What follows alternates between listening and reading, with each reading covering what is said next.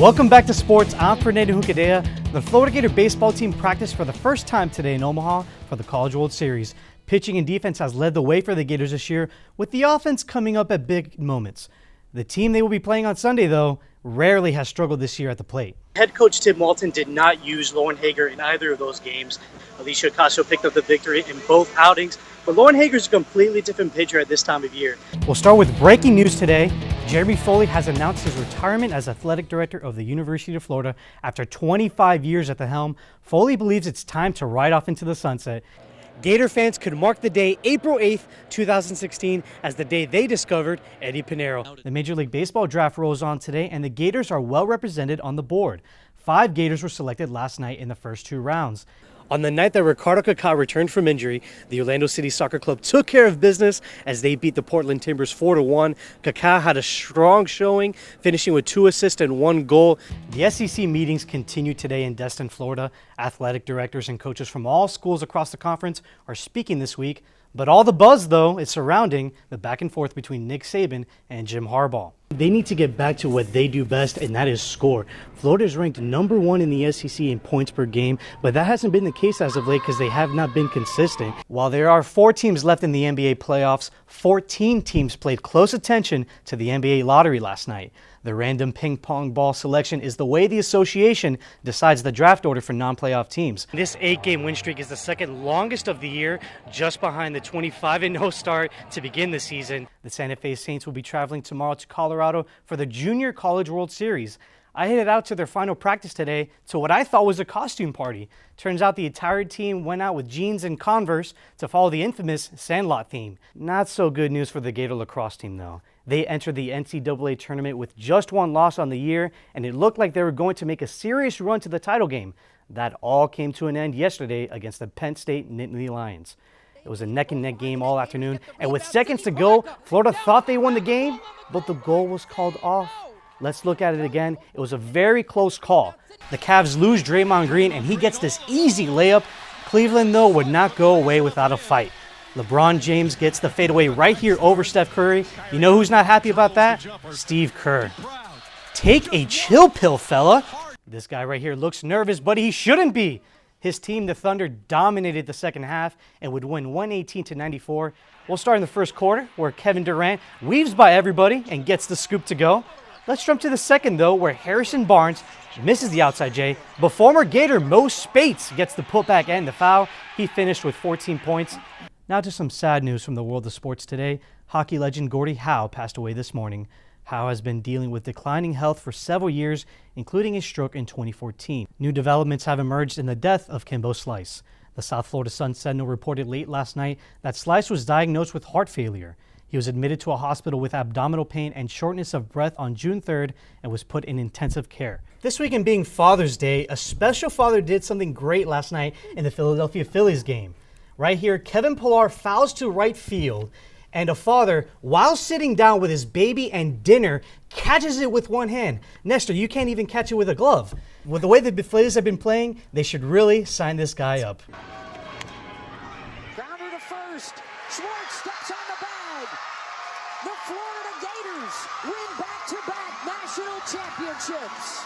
The second national title for the Florida Gators softball team means much more than becoming the 3rd school to win back-to-back championships.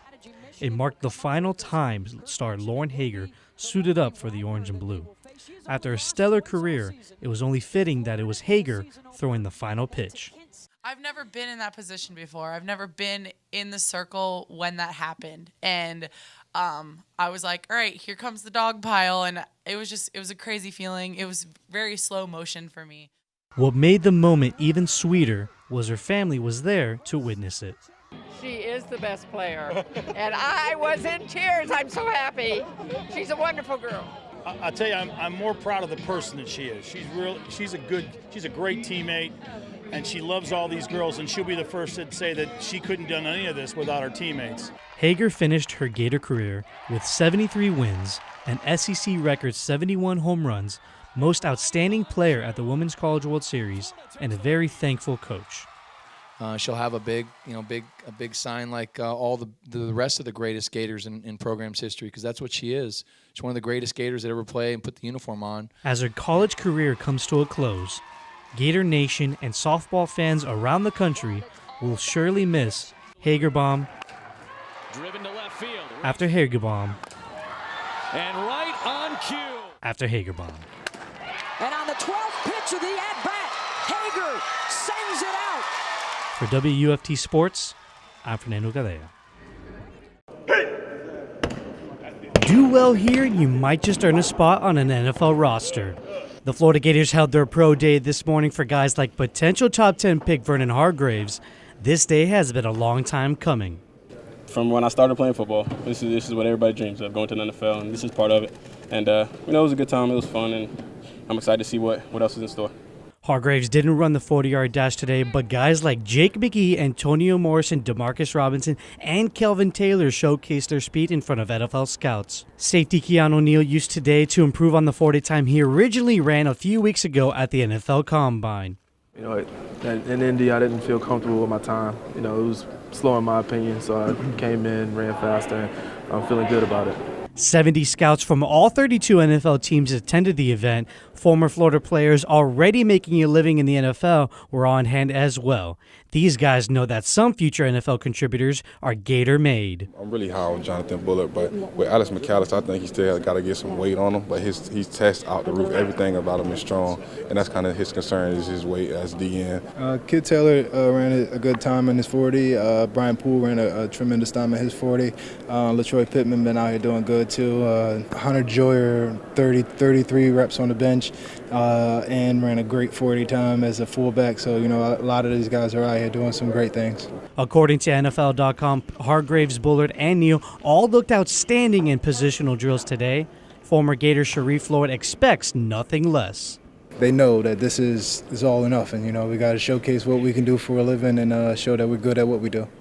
For now, these draft hopefuls need to wait just over a month until the NFL draft in late April. For WUFT Sports, I'm Fernando Juncadella.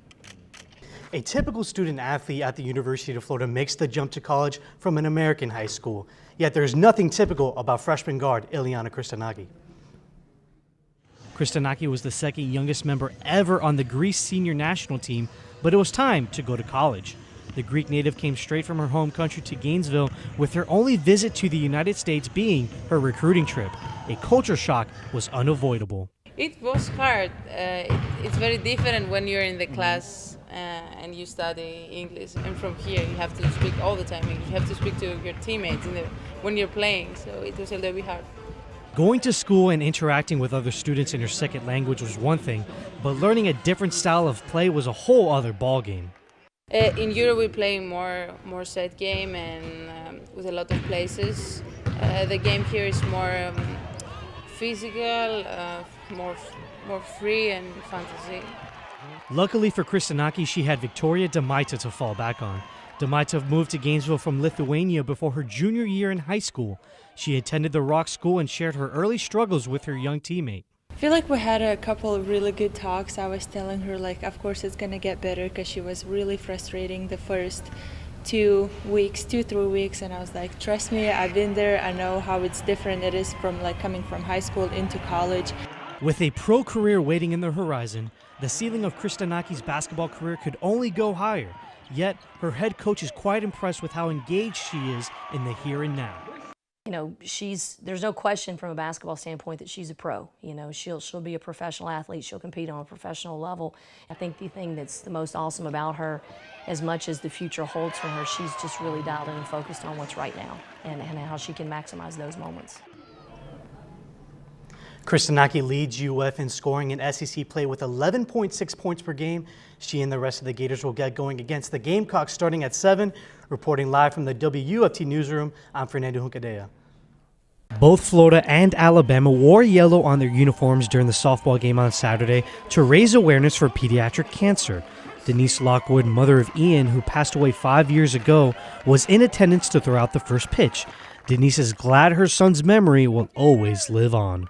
I'm just so touched that 5 years later Ian's still affecting lives and being able to be an inspiration even though he's gone. And just the connection that I have with Coach Walton and all the girls past that have played here, they're like family to us. Alongside her was Terry Braswell. Terry was the mother of Heather, who passed away 2 years ago and is the inspiration behind the sunflowers the Gators wear. Terry knows that Heather would have been happy that her spirit continues to be with the team. She would be so excited right now to know that she's still here and that they're raising awareness for childhood cancer.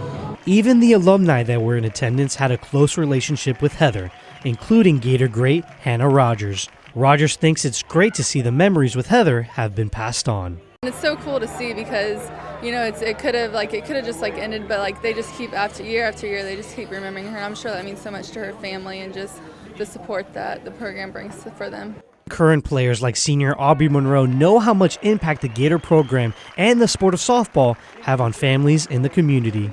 We care a lot about other people and we really take on this family feel in our whole program. So to have that, their spirit and all of the things that come with that, their families, that they're still involved, it means a lot to us, and I think it means a lot to softball that it's just another example that this game can be used for so much more than just wins and losses.